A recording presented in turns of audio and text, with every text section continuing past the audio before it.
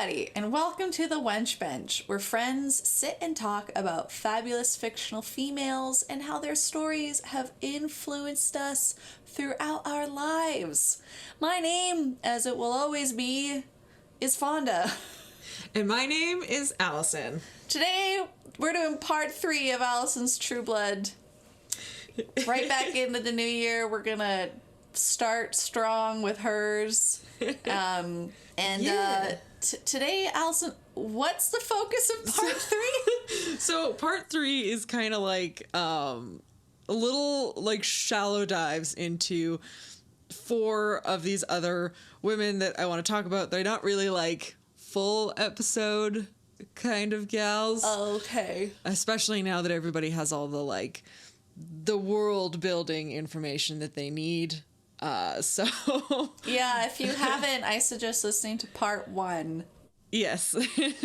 Yeah, and a couple of these have also actually were mentioned in the last episode, one of the characters. So it's gonna be a lot of just light kind of surface level stuff. It better be. I can't do this again. If Alison's like, oh, I'm gonna do a 4-parter, I'm gonna be like, I need to see your notes because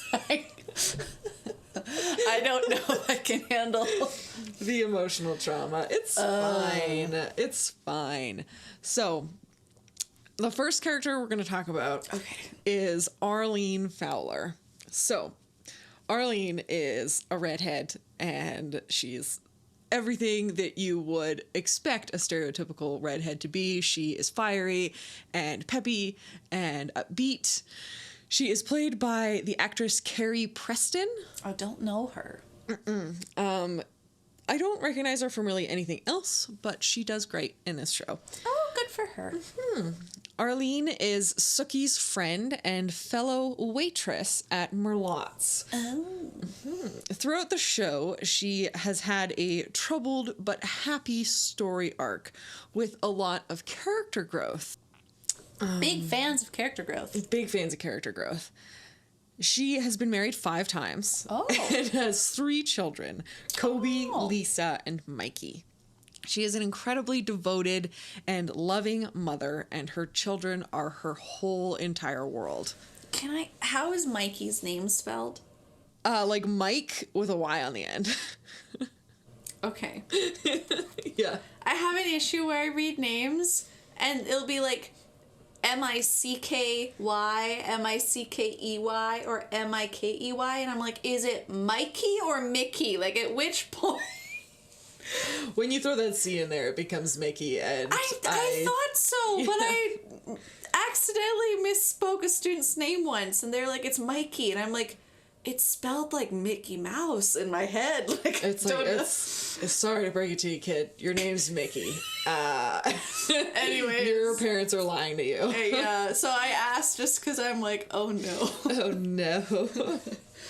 Okay, keep going. Yes. So I like her because she is spunky and has a big heart, but she is, as usual, not without her flaws. Everyone needs a flaw. Everyone needs flaws. And Arlene's flaw is the fact that she is a white woman in the South. And so she has a lot of kind of preconceived notions and ideas about the world. And that can often come out as like bigotry, and especially towards vampires. And she can be kind of like non-maliciously racist, you know, just kind of that where you've never been forced to question what it is that you're saying. But she is like a classic Southern belle. She doesn't mean anything by it, and throughout the show she grows and evolves as a person and learns to be more accepting of everybody, which I think is That's a great character growth. It's a really valuable character growth to show. Everyone in the world needs that. I was gonna say, everyone needs, you know. Yeah, like you might start out thinking those things and not realizing that what you're saying is harmful and is stereotyping, but she grows and she learns from it, which I think is very important. Good for you, Arlene. As you can probably guess, Arlene has had a lot of trouble in love. With 5 marriages. With the 5 marriages. Are the 3 kids from different fathers? 2 are from one. Okay. And then 1 is from another. Okay. The first person that we see, the first love interest that we see of hers is her boyfriend Renee, who some might remember is the serial killer from the first season of the show. So bad luck. And he lied to her basically their entire relationship, pretended to have a Cajun accent, like got really close with her kids, and the revelation of his true nature was really hard on her. Mm-hmm. But she ends up bouncing back and getting together with a man named Terry Belfleur. He is the brother of like the sheriff that took the blame for shooting eggs. And yeah, his brother is also a Belfleur, and their family's like Old South rich kind of family. Okay. And he is a veteran, and he's come back from war and has a lot of like PTSD issues and stuff like that. But he is an absolute sweetheart, and he is one of the cooks at Merlotte's. And he fucking loves her so much, and they're so cute. Very cute. Their relationship is all about teamwork and working through problems together, and when one is strong, the other one like gets a chance to be weak, and they kind of work together as a unit. And one of the big things that they had to overcome was her being pregnant with Renee's baby. And she thinking that the baby was going to be evil like the dad because of like don't get me wrong, creepy stuff happened. There was like a ghost thing that was kind of like haunting him, and he had like this creepy doll, and he'd like rip heads off of dolls and stuff. So Arlene was like rightfully scared, I guess. Wait, the kid did that? The kid ripped like the heads off of dolls. The kid had a ghost? The kid had a ghost that was haunting him. Yeah, it was. Why are we not talking about this poor child? This child. Why? No, I hate when the world decides to give me creepy things that evolve around or have to do with a child. Mm-hmm. This is why horror films that have kids in them, whether they're just like the innocent kid or like the creepy kid that's just like, hello, can you please open the door? And they turned out to be like this. And I just can't. Oh no. Oh no. It's a really cute little storyline. Is it? Are we sure? Lafayette helps them work through it, and this woman is essentially like, this female ghost is like haunting this house. It's a female ghost. And I can't remember the exact story, but she was a young black woman. Okay. And I believe she had the baby of a white guy. And it was like back in olden times. And so this guy killed her and her baby, and they were separated, and they were buried in different graves. And so they end up finding them, and they bury them together and send her soul to rest, which is nice. And then is the kid okay? The kid is fine. Thank God. Let's keep talking about Arlene. Mikey is fine. Mikey is good. Mikey's the one! Yeah. Oh no! That's worse! Mikey is good. Oh, and is there mice involved? Okay. So they work together, and he starts like getting his life together. The vet, right? The veteran, yeah. He starts getting his life together, and then a lot of his past comes back again to literally haunt him. They deal with a lot of like ghosts of the past in their relationship, and all of the guilt of all of the things that he had done had led him to basically orchestrate his own death, but in a way that would seem like an accident, so that she could then collect life insurance and be taken care of. But he could no longer live with the guilt of the things that he had done. Oh. Does his plan work? It does. Okay. And it's like extra sad because before this, Arlene had seen how like hard everything was on him, and she had gotten a vampire to let him forget his past so that he could move on and be a better person. And he seemed so happy and like everything was going good, but then that also made him forget the fact that he organized his own death, and it was it was so fucking sad.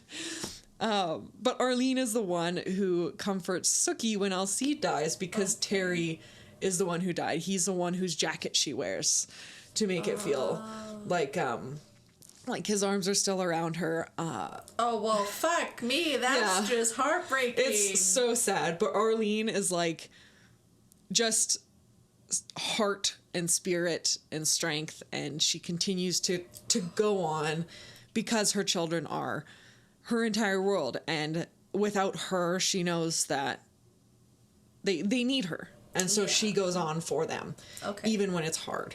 Okay. Which is so... Can I just say, I commend any single parent. Honestly, in the world. Yeah. You are doing... And there's 2 single parents that I'm talking about today. Oh, fuck! What? No! So Arlene was one, because Arlene bounces back and forth with being a single parent all the time. And then there's another one that we're talking about next. Oh...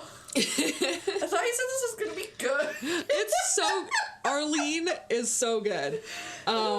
So... in, like, the last season with all the, like, hepatitis V vampire craziness. Ah, yes, the weird she's one of the people who gets kidnapped, and then when they get rescued, she's dying, and it's so sad, and Terry kind of comes to her as, like, a vision, and he's like, you can't come to me yet. Like, and it does this, like, this beautiful, like, cathartic wrap-up, where he's like, no, like, you need to live for your children, and you need to be happy, because there's been this, like, this young, hot vampire who's been flirting with her, and she's been like, no. Like, just unwilling to move on from Terry. And Terry's like, I want you to move on. I want you to be happy. I want you to find somebody to love you, and I want you to be there for your kids. And it's like, I'm weeping. That's hard. It's so beautiful. And then the hot vampire who's been flirting with her is the one who, like, gives her his blood to save her. So he rescues her, and she's been so on the fence because he was changed when he was quite young, and she's in, like, her late 30s, maybe early 40s, and so she's like, I'm too old for you, but he's like, I'm like 150 years old. Like, you know, that's always the ow, I just bonked my head. Ow. Okay. I always find it so weird. So, like, just on the conversation of, like, vampire age stories, right? Like Twilight, prime example. Alison and I read it when we were young. When I was young, I didn't see a problem with it, because, you know, when you're young, you don't always think of certain problematic things yet. You're sort of learning how to, like, have certain mindsets and be aware of things, and I didn't think Bella being with Edward Cullen was a big deal, because I'm like, well, it's fine. It seemed consensual. He was changed when he was 18. It's okay. And it seemed consensual from her end. But then you have all these people nowadays talking about how, like, a vampire that looks young or 18 or whatever, dating someone that isn't of consenting age, quote unquote, or is, like, just turning 18. Everyone calls that, like, I don't know. Like, it's just... Yeah. I don't know how I feel about that personally, because I'm like, but they're not, they're a supernatural being that's, like, on one end, like, I understand wanting to be, like, aware that could be problematic, but on the other hand, I'm just like, but for most of the stories I'm reading, the person that's the young one is giving consent. Yeah. In their telling of the story. I get it's weird, but, like, at one point, are you going to be like, well, I'm going to wait until I'm 45 until I date this, like, 512-year-old vampire? Like, at one, you know? Like, yeah. I don't know how... In regards to Twilight, like, I think Stephanie Meyer explained it as they stop, like... aging, like, emotionally when they change. Like, they're kind of frozen in that state. So, like, I couldn't remember like, that kind of wise, they don't really continue to age. That's not a thing in True Blood. It's not like, oh, they're frozen at 18 forever. It's like, no, they age and mature and learn and kind of just generally become more monstrous usually the older they are.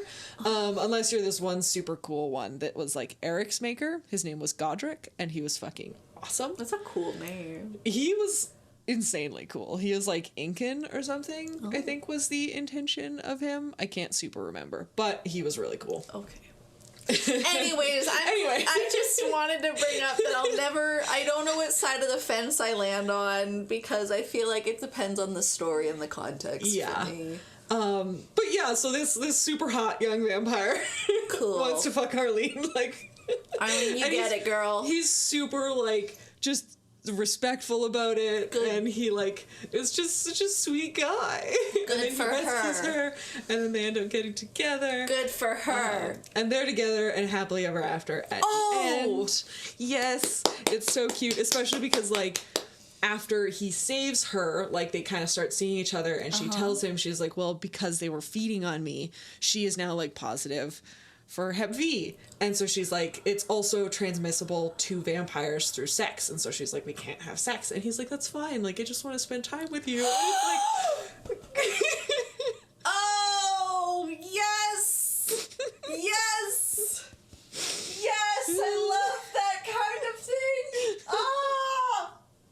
Yes! And then obviously the cure comes around at the end, and so... And then they bone. It's fine, because they can bone, and they can be happily forever after. But she does eventually get over the fact that he looks younger than her, because he's like, I don't give a shit. Like, you're fucking gorgeous and super sexy. And she's like... Aww. My heart. That's nice. That's good. Okay. I was really worried you were lying to me about this episode.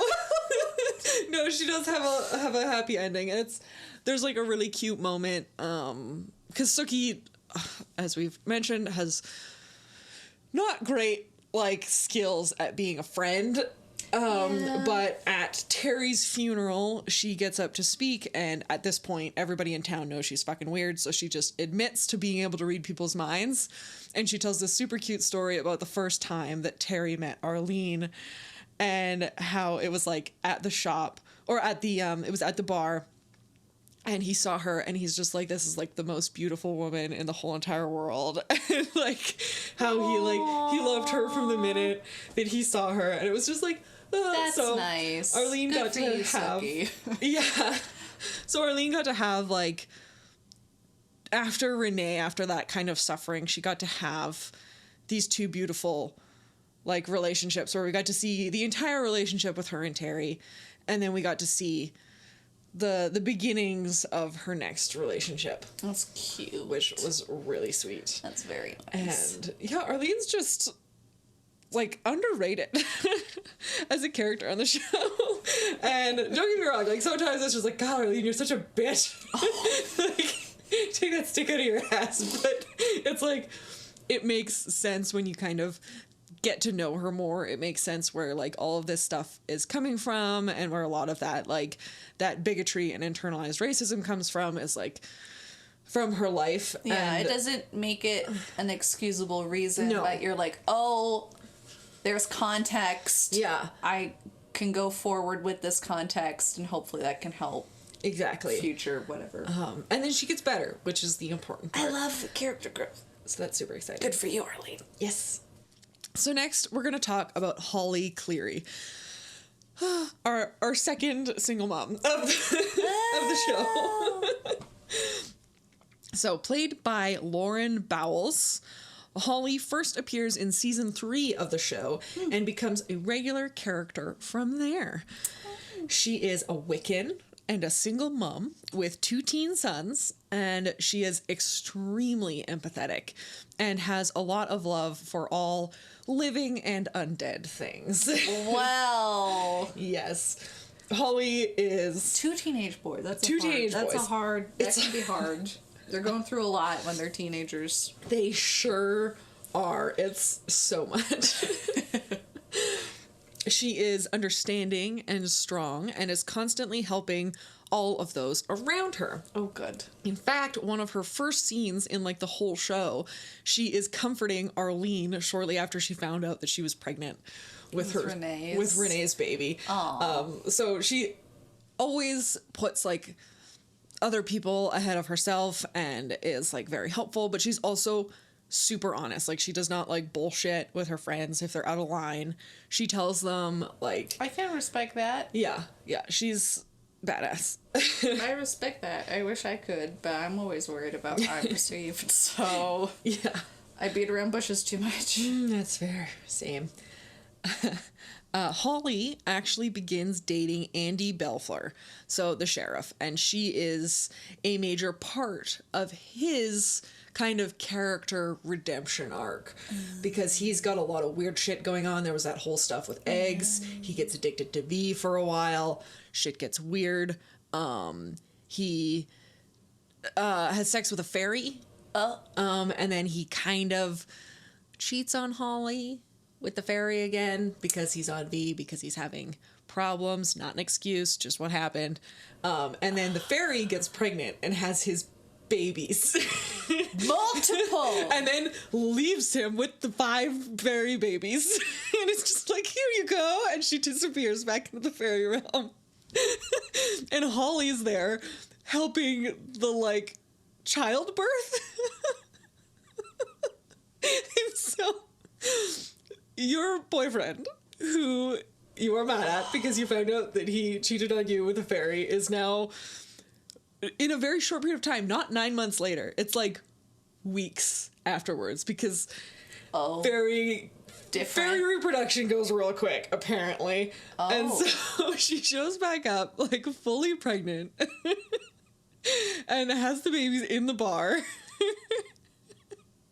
In the most ridiculous scene ever. Like, light is literally just shining out of her coochie. What? And Lafayette and Arlene are there, just fucking drinking, watching the show. Like, what the fuck is happening? And Holly helps deliver her boyfriend's babies. Who made this episode? This sounds like no, I can't. It is. Are we sure True Blood isn't? Are we sure it's a show at this point and not like some Norse mythology sort of tale about Loki giving birth to a horse and a dog and a woman? Like, are we sure this is okay? So that's hilarious. And she actually ends up helping Andy kind of figure out this whole, like, single parenthood kind of thing.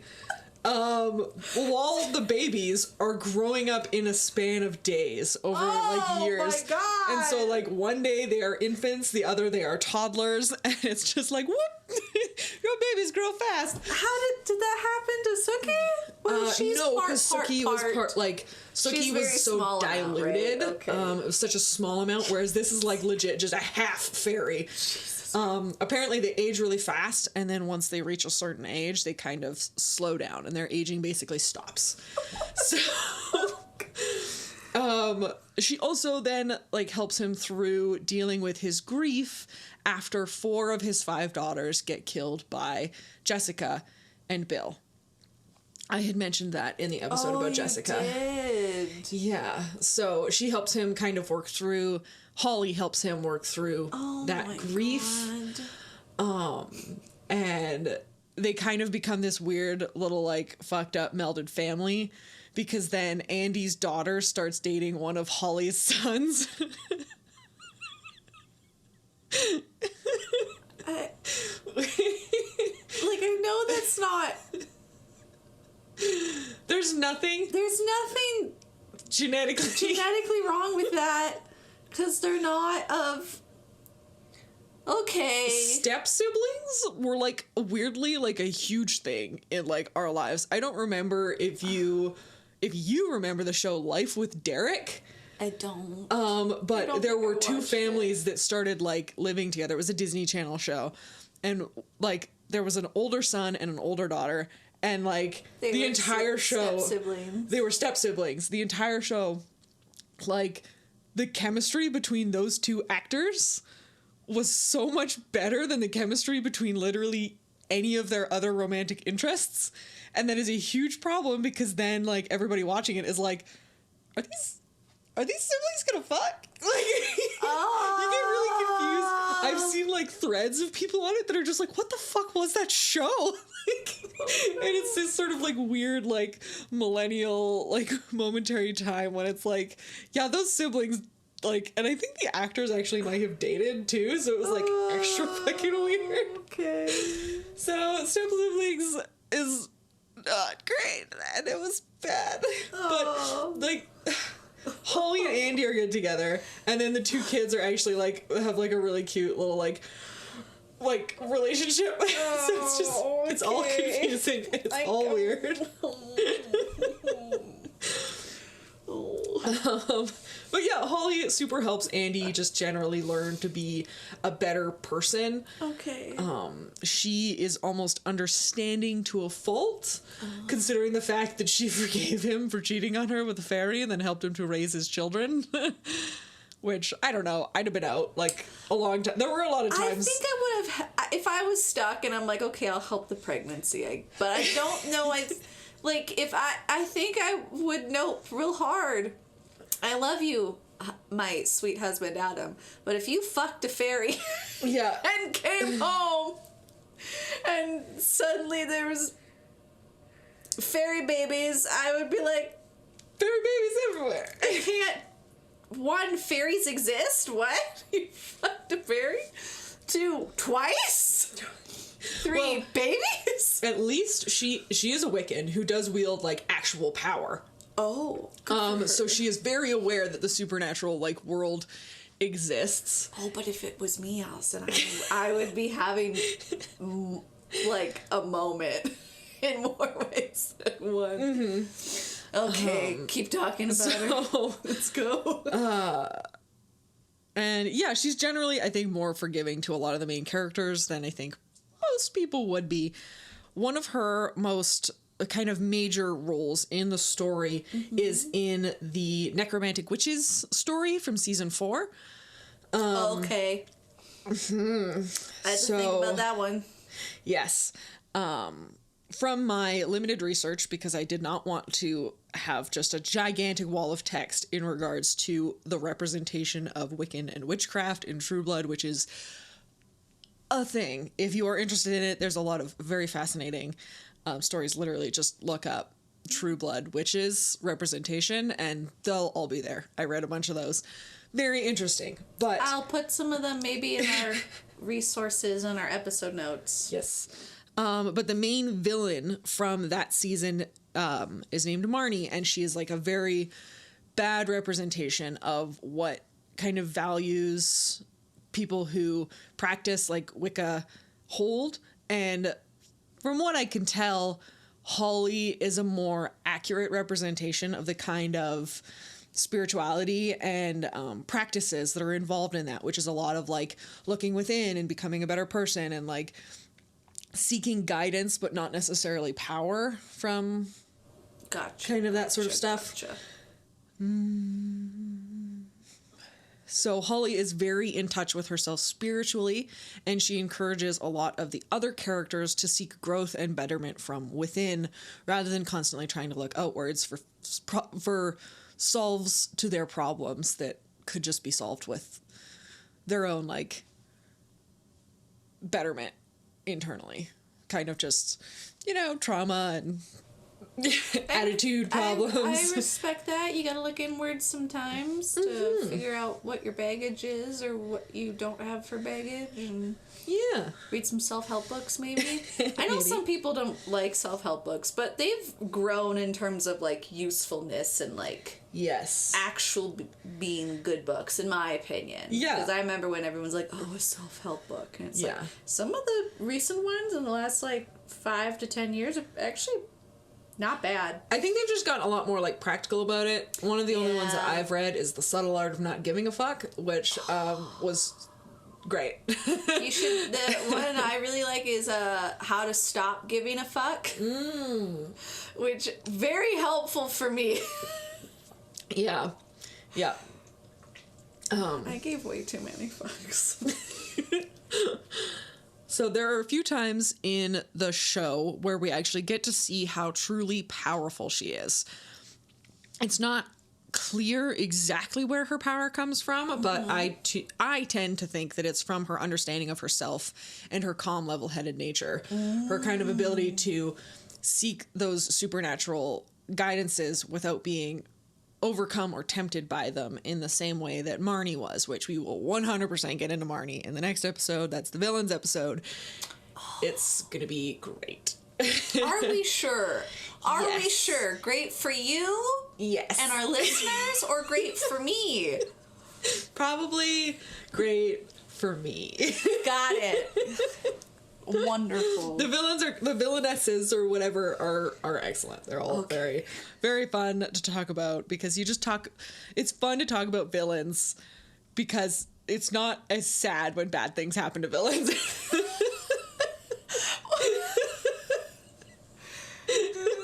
Okay. Whereas when bad things happen to good people, you're like, oh god, that sucks. You know, bad things happen to villains, you're just like, yeah, you kind of deserve that. That's a fair point. The universe. So, for example of her power, at the end of season 4, she helps Tara and Sookie to save Lafayette, Bill, and Eric from Marnie.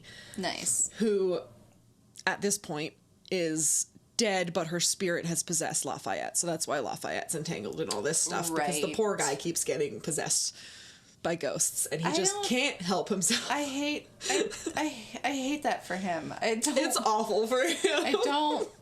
He doesn't deserve that. He too believes it's awful for him. He's like, fuck. It just kind of happens.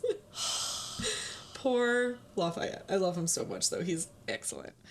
So she leads the other two in casting a spell that raises all the spirits from the Bontemps Cemetery, including Sookie's Grand. And these spirits then come in and kind of like de-escalate the situation and resolve it without like any more death. And at this point, like Lafayette has this like crazy big circle and he's got like Eric and Bill like attached to a pyre and he's gonna like burn them to death. Like, because that's what Marnie wants to do. It is intense and it is wild, and seeing Holly kind of take control and take like a leadership role in like these rescues is always like, it's always really interesting, and I really enjoy seeing it because the other women in the show are almost like kind of like chaotic and all over the place, whereas Holly is just so practical and she is so level-headed and she is so ready to just be like, okay, this is a wild situation. I'm not going to question it. I'm just going to accept it and we're going to find a way to fix it. Like, she doesn't let all the bullshit get in the way, and she's just excellent, super powerful, super cool, just badass, and I fucking love her. Good for her, and her badassery. So next we're going to talk about Ginger. Ginger. Okay. She does not have a last name, according to the show. According to the True Blood Wikipedia, she does not have a last name. Oh, that's bold. I don't care. Ginger gets an honorable mention. She does not have a story arc. You just like her. I just love her so much. So she gets a mention before I talk about Pam, because Pam is the last character that we're talking about. Because how can I not talk about Pam? I've alluded to her multiple times throughout the past 2 episodes, and we will get into her momentarily. Yeah, as I said, Ginger has like no story arc. She is played by actress Tara Buck, who has just the best scream, and we get to hear it a lot in the show. Oh, okay. Ginger is a human bartender at Fantasia, and she is constantly screaming in the show, and it's just like always dressed like super slutty, just like crazy amounts of cleavage, always has like fang bites on her neck. And pretty much anything makes her scream, like loud noise, somebody's sneaking up on her, just high-pitched break glass screaming. Half the time somebody has to like glamour her into shutting up. She has been glamored so many times, she like has no brain left. She is the biggest bimbo. Oh no. But this was like her ultimate dream. So we get to find out like the history of Ginger when she first meets Pam and Eric. Back when, before Fangtasia was a thing, it was this like all night video store, because when vampires came out of the coffin, they had to start like having businesses and giving back to the community. And so certain vampires were basically assigned a business. And Ginger walks in there, she finds out that these two are vampires, and she's like the biggest Anne Rice fangirl, like 100%, like that gothic literature woman who dreams about being whisked away by a vampire. Got it. And then she meets Eric, like giant Viking, super hot vampire. And she's just like, literally anything you ask of me. You do not need to trick me into doing this. Just whatever the fuck you want. You are like my king now. Wow. Like, she fucking loves Eric so much. And she starts working at the movie place. And she starts doing all that. It was, Fangtasia was actually her idea. Oh. And Pam stole it from her. Oh. No. And made her forget about it. No. Like the name. The girl should get royalties. The way it was designed, the whole 9 yards. It was all her idea. One of the biggest kind of things in Fangtasia is a stage with a big ass throne on it where Eric would sit and just kind of loom over all of the customers. And that was also Ginger's idea. Poor Ginger. Does she get paid a little extra on her paycheck? I assume she gets paid well because she's so loyal to Pam and Eric. Like, she gets their coffins, she makes sure that they're safe. She loves them so much. And they treat her like shit. But she's like, I feel really bad for her. I feel bad for her. But I know you're trying to sell this to me, Alison, but I don't think like this is good. It's because at the end of the show, in like the final season, all Ginger's ever wanted to do is fuck Eric. And at the end of the show, Eric is like, let's fuck. And she's just like, oh my god. Like, she's so fucking excited. This is her life's dream, is to have sex with Eric Northman. Oh, and he's like, well, what? Like, how would you like to have sex? And she's like, oh, like, I want to do it on the throne, because Fangtasia's closed at this point. Yeah. And so he goes and he sits on the chair, and she gets on top of him, and it's like 10 seconds before she's done, and she has a fucking great time. She climaxes and does the whole thing, and then she basically, like, falls onto the ground as if it was like the most amazing experience of her entire life. And Eric's like, you good? Like, okay, I guess that happened. And he just kind of walks away, and Ginger is happy. That's her entire fucking I don't feel happy for her. That just seems so I get it, but I don't, and because you're I'm not gonna yuck her yum. It's because you're a normal person. Ginger's been glamored so much. This poor girl, just fucking Lord, my God. Oh my God. Her story is just like the most ridiculous, like longest fucking con story. It's like, that was her whole character growth, was finally getting to have sex with Eric, and she's just comedic relief in the show at that point, because every time she walks in, she's got these huge, like, bitched out blonde hair, like tits out, like tiny skirt. Okay. I love Ginger simply for the fact that she exists in this world, because like, we all know those the dumb girls who will do anything, like the fangirls that'll follow the superstars around and do all of that. Ginger is that taken to a supernatural extreme, where she just sole focus is vampires and being in that world, and she gives everything that she can to exist in that world, and she is happy there. if she's happy, I'm not gonna judge the happiness. I'm just confused about the events. Yeah. There's not a lot of events to her story, but I love her and her blind loyalty and faith in these two vampires who, like, but I do genuinely think, like, there are times in the show where, like, something is to happen to Ginger. Like, I think that they genuinely have, like, an affection towards her. Like, it's not necessarily in, like, the best way, but, like, they care about Ginger to a point because she's been with them since, like, the very beginning. Like, other people kind of transfer in and out, but she's just there. She's just Ginger, just being awesome. Wow. So lastly, we're going to talk about Pam. Pamela Swinford de Belfort is her entire name. She is played by Kristen Bauer von Straten. Pam, as I have mentioned in all of the times that I've been talking about True Blood, is an absolute stone cold bitch. She rarely shows any emotion, but is fiercely loyal to Eric, who is her maker. She is one of the most stereotypical, like, classic vampires. Like, she sees people as food. She is selfish. She is self-centered.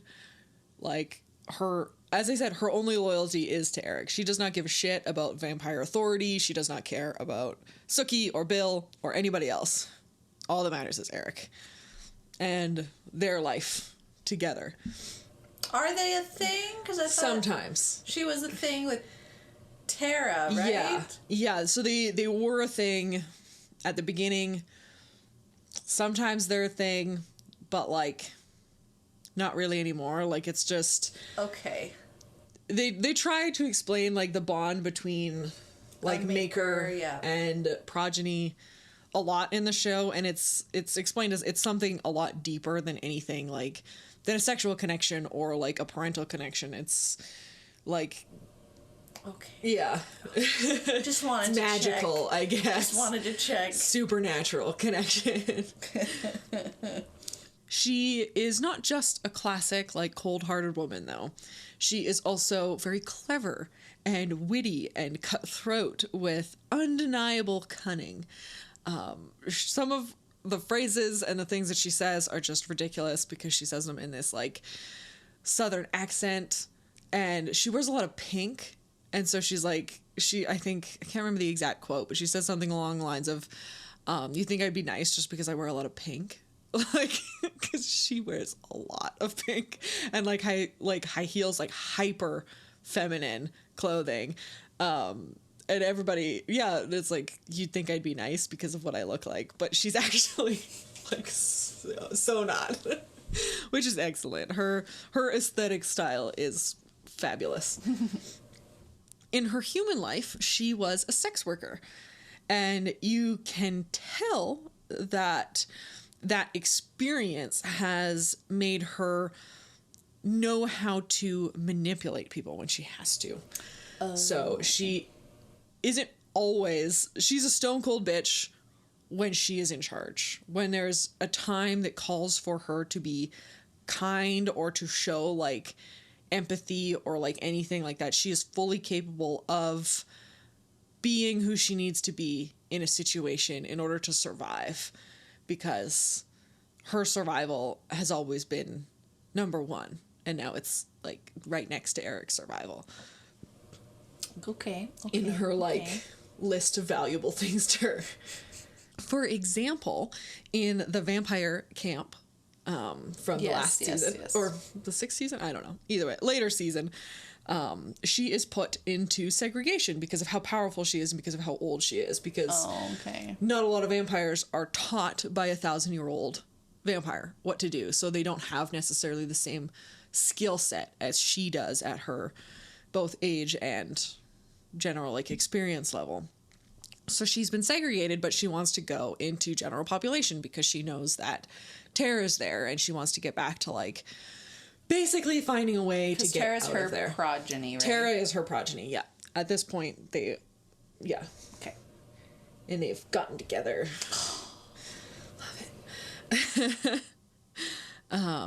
So she manipulates her therapist into letting her out of segregation in exchange for him getting to have sex with her. Because she noticed in their like therapy sessions that when she would talk about like eating people and like all of these things, that he would kind of get like when she would talk about how she sees like sexuality at that point and like what having sex with humans versus having sex with vampires is different. Like she could see that like he's attracted to her, and so she's like, okay, well, I'm gonna use this to my advantage. Good news, she gets to kill him later. Oh! So Eric eventually comes in and like rampages the entire camp and fucking destroys a bunch of people, and then this doctor is like, oh well, I got to have sex with Pam, trying to be like all cool, and Eric's like, oh really, well I'm gonna keep you alive for her then. And he does so, and allows Pam to kill the doctor, because he's like, I know she'll want to do this. So, like a weird present. Oh, okay. Oh. Great. So yeah, that was just awesome. She's always in control of herself, and it's very fascinating to watch, and I love getting to see her do that, because she's just, in general, like, the actress is just amazing and fun to watch, too. When she became a maker to Tara, you got to see a bit more of that, like, soft side, even though she is harsh and doesn't take shit from anyone. She did, like, genuinely care for Tara, which, as we spent a long time talking about the failures of Tara's death, this was another big one, because at this time in the show, Eric was off. He had run away because he had contracted Hep V, and so he was kind of like hiding himself, and so Pam left to go find Eric. And so that was kind of where her whole storyline was headed. And then when Tara died, like, we've seen progenies die next to their maker, and their maker knows, like, they feel it. They know that that person is dead. And we never got to see Pam, like, go through any sort of grief process. Not that she necessarily would have, because she wouldn't have wanted anybody to see that, but we as an audience could have seen that. And they should have done that, because, like, sounds like they missed out hard on they missed out on so much. Especially because, like, Tara was so important to so many people that it's like, for all of the trauma and all of the pain that they seemed to enjoy, like, pulling out of their viewers, her death could have been so much more painful, which is fucked up, that I'm just like, yes, but also it would have then been more fulfilling and more meaningful. But I still liked to get to see Pam as a maker. It was really sweet, and her, because she did stuff with, like, Tara where she's like, no, like, she would order her to do things, because Tara also was very, like, headstrong and also had that natural need to protect Pam, to want to be there for her. And so when Pam was like, I have to go do this to help Eric and you have to stay safe, Tara was like, no, I'm coming. And Pam was like, no, you're gonna stay safe, and, like, ordered her in the way that the progeny couldn't. So Tara had to stay safe, and so she's like, fuck. And they had such, like, a cute, like, relationship where it's like Pam had found somebody whose anger at the world matched her own. Sad. She got fucking removed from the show. Bad choice on your end, directors and writers of True Blood. I think they've heard a lot of that over the years. Nobody was happy. As one of our friends said, he just stopped watching the show for the last 2 seasons because it just was not going good places. Yeah. I am a completionist, though, and therefore...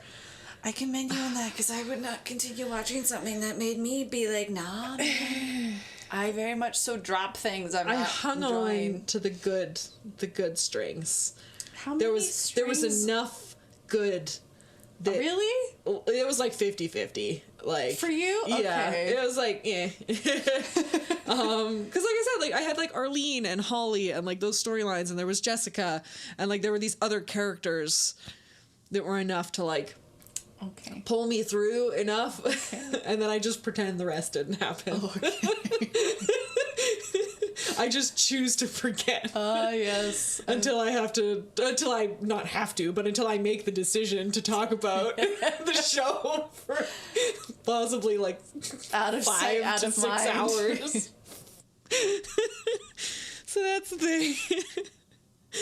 The show ends with Pam and Eric pulling their like grift by selling the cure to everybody.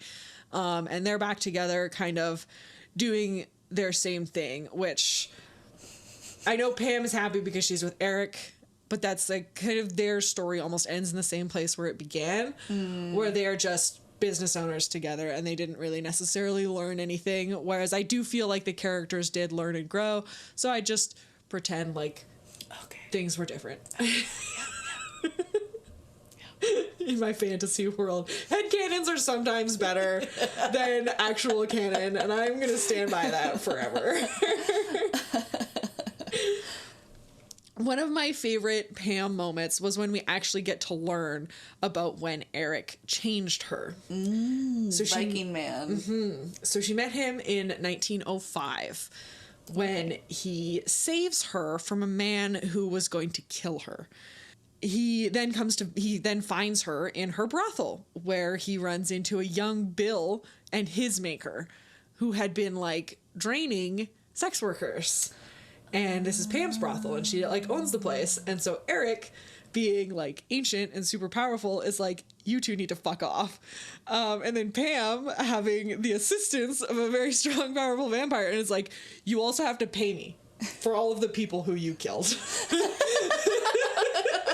And so, what a move. Like, and it's one of those things that, like, I, again, didn't have time to, like, look into the portrayal of, like, sex workers in a show where it's just kind of like, from, like, the early 2000s. Yeah. Not great. But it's, like, yeah, like, it's set in the Old West, and so Pam, also being cold, like, practical person that she is, she essentially was, like, yeah, like, $500 per like woman you drained. And it's like, those are women too though. But then we do see that Pam is afraid to end up like those women. She is afraid to die in the way that so many of her employees / coworkers also have died. Or she's afraid to age out and just be like an old, diseased, no longer useful like sex worker in the Old West. And like that future terrifies her. And so she, as a thank you to Eric, has sex with him because she says she doesn't compete with her other girls because she's like kind of their madame sort of person. So she's like, yeah, normally I don't take clients. But she makes an exception for Eric. And then after they have sex, she's like asking him about like what it's like to be a vampire, all that stuff. And she's like, well, why don't you change me? And he's like, well, I've never been a maker. Like, I don't plan to. Like, it's a big deal. And he kind of tries to explain that it's more than just like make a vampire and fuck off. It's like, no, that's your responsibility. So he's like, I didn't want that responsibility. And then he goes to leave and she decides to give him no choice. And she slits both of her wrists. Like, all the way up her forearms. Okay. Oh, no. Yeah. Okay. Oh. Yeah, and says, you can either watch me bleed out, or you can turn me into a vampire. Because that was the only thing that she could imagine of her being able to get out of the future that she saw for herself. And she's like, I would rather be dead than not take this chance. And then Eric changes her and they end up having this like excellent relationship because he immediately, when he first meets her, is just so intrigued by her and her like her strength and her resilience and her desire to survive. And she takes a huge gamble and wins, I guess, by getting to be a vampire. Okay. But yeah, and so she kind of like, I think Eric respects her because she essentially won against him. He's like, no. And it's like, she was not taking no for an answer. And she's like, no. Like, you're either going to change me or you're going to watch me die. And I think she understood, too, that he was intrigued by her. That she gambled on the fact that he liked her enough to want to keep her around. And just in general is super just clever and smart and fucking amazing. I love Pam so much. I'm sorry, I'm still trying to get over the description of the thing I didn't like. But yeah, their bond is like arguably one of the strongest like actual bonds in the whole entire show. Oh, okay. And they're sounds like it. Yeah, the two actors too like just really like bounce well off of each other, and it's a nice relationship. And Pam is so cool, and I love her so much. But yeah, those are the other 4 women that I just couldn't help but talk about from True Blood. I'm sorry. Are you okay? This was arguably better than the last 2, but I just... It's still a horror show. I'm such a wuss. It's still hard horror. Mm-hmm. So what are you excited about? Oh boy. What am I excited about? I've been playing Animal Crossing again. The new one that came out in like 2020, right when everyone needed it to come out. Yes. But I restarted my island because there was a new update in November that brought a lot of like really cool features. Ooh. And I wasn't super far with my first one because like I kind of stopped for a bit. And I never got to like a completionist part where I was happy about it. So I was like, oh, I'll just like restart, because now that there's like, you can have a farm now, and there's like a cafe, and there's like a few other things that you can do that I'm like, oh, like I want to redo my island knowing that there's these options. And so that's been fun, and I'm waiting really hard to get the option where you can invite other villagers to your island from like amiibo cards. Yeah. Because I need Lobo.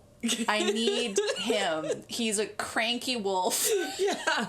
And I love him so much. He calls me kiddo. Like, that's his thing. And I'm really excited to get him again because he's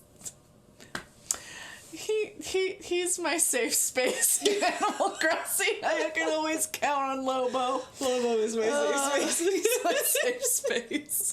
He's my happy place. So I'm excited about Animal Crossing again. It's been going good. Nice. Yeah. Hey. If you ever get a Switch, Alison, I highly recommend getting Animal Crossing. One day, Could baby. be buddies. Okay, well, you can find us wherever podcasts can be found.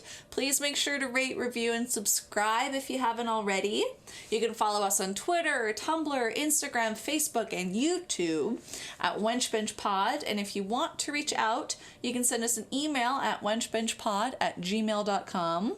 All of the art for the Wench Bench was designed by the wonderful Tessa Joyce Riecken. You can find her on Twitter and Instagram at Werevile. Having a time of her life in Japan right now. Looks like it's going great. Love your Instagram, Tessa. Just want to let you know. Anyways, yeah, so we have one more part of this. Yes, we do. So, thanks for listening. We'll see you soon. Bye. Bye. Do you want a blanket? I'm good. I just feel emotionally cold. Emotionally cold. Emotionally cold. Oh no, I realized that it's because my heat kicks off during the day, during the week, when I'm supposed to be at fucking work. That but makes I'm sense. currently not at work. So I'm fucking like, oh my god, I forgot to turn the heat up. I'll be good. I'm just emotionally cold. I'm dealing with this. Just emotionally frozen. Yeah. Okay.